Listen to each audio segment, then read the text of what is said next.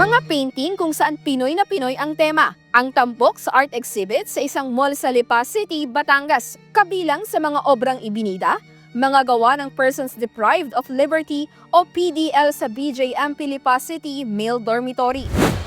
The details and all of the elements that they've integrated, parang there's more story to that.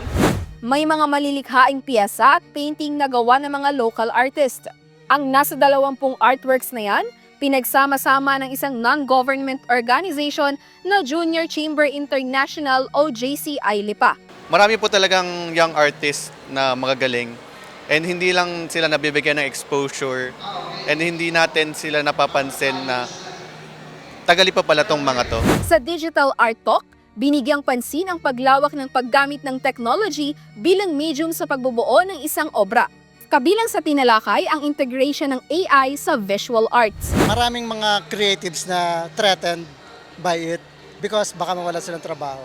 And actually, it's something na they can use as a tool to leverage their skills talaga.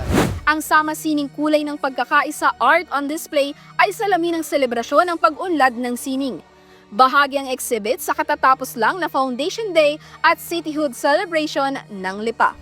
Verna Malaluan, CNA Digital Media and Public Affairs.